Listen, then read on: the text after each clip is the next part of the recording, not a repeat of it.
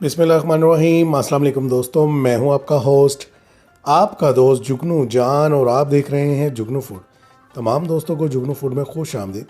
जो दोस्त पहली बार वीडियो देख रहे हैं उनसे एक गुजारिश है, चैनल को सब्सक्राइब कर दें और बेल बटन को भी दबा दें ताकि उनसे मेरा राब्ता हमेशा कायम रहे।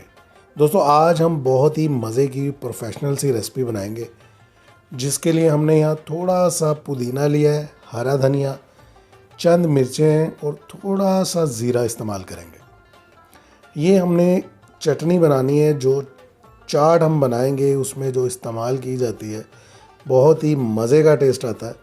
इसको हम पीस लेंगे। आप ये चटनी ज़्यादा मिकदार में भी बना सकते हैं जितनी आपको ज़रूरत हो, लेकिन यहाँ हम सिर्फ आपको बनाना सिखा रहे हैं, इसलिए हम मिकदार थोड़ी सी है। इसी तरह सारी चीज़ों को हम एक जगह मिक्स करेंगे। पुदीना, धनिया, हरी मिर्चें, ज़ीरा, और इसमें शामिल करेंगे हम थोड़ा सा नमक, तकरीबन हाफ़ टी स्पून के करीब नमक इसमें शामिल किया है। अब हम इसको पेस्ट बना लेंगे। फाइन पेस्ट बना लिया हमने, ये देखें आपके सामने है। बहुत ही मज़े की इसकी खुशबू होती है। अब हमने क्या करना है, दूसरी तरफ हमने आलू लेने हैं। आलू बॉयल कर लिए थे, तकरीबन हमने 1 पाव के करीब आलू लिए थे। आलू हमने बॉयल कर लिए हैं। छिलका रिमूव करने के बाद हम इस तरीके से बारीक इसको काट लेंगे, चॉप कर लेंगे। ये देखें, इस तरीके से काटिएगा जैसा कि दही बल्लों में मौजूद होते हैं, या जो आप दही पकौड़ियाँ खाते हैं उसमें जो आलू कटते हैं वो इस तरीके से कटते हैं। और आलू थोड़ा सा सख्त रखा जाता है, बहुत ज़्यादा नरम नहीं उबाला जाता।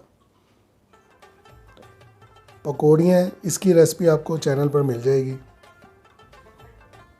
इसको पानी में तकरीबन आधा घंटा हमने डिप करके रखा था, वो इसमें शामिल कर दिए। ये ऑप्शनल है कि आप इसमें टमाटर शामिल करते हैं या नहीं, लेकिन जो घर में बनाते हैं उसमें टमाटर मज़े का लगता है, इसलिए मैं यहाँ टमाटर शामिल कर रहा हूँ।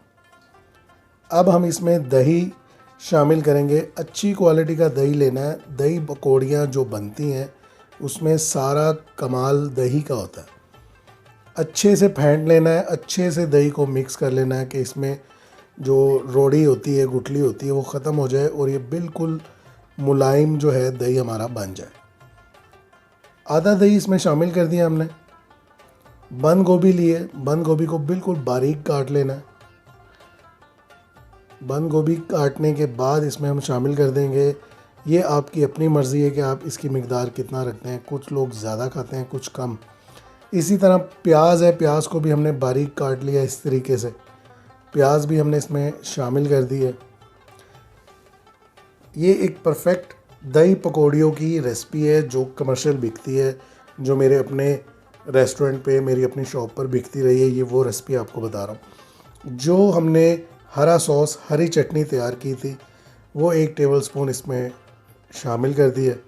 अब हम इसमें हाफ़ टी स्पून, बल्कि 1 टीस्पून के करीब चाट मसाला शामिल कर रहे हैं। ये स्पेशल चाट मसाला होता है जो दही बल्लों के लिए तैयार किया जाता है। इसकी रेसिपी भी जुगनू फूड पर आपको मिल जाएगी, और मैं कोशिश करूँगा कि इसका लिंक मैं आपको डिस्क्रिप्शन में दे दूँ। जो बकाया दही है वो इसके ऊपर हम इस तरीके से डाल देंगे। हमारी बहुत ही मज़े की जो पकौड़ियाँ तकरीबन तैयार हो चुकी हैं, दही पकौड़ियाँ। ये आप घर में बनाएं, ये बहुत ही मज़े की लगती है। इसको जब भी सर्व करेंगे तो इसको अच्छे से मिक्स कर लेंगे। इस तरीके से हम इसको मिक्स कर लेंगे।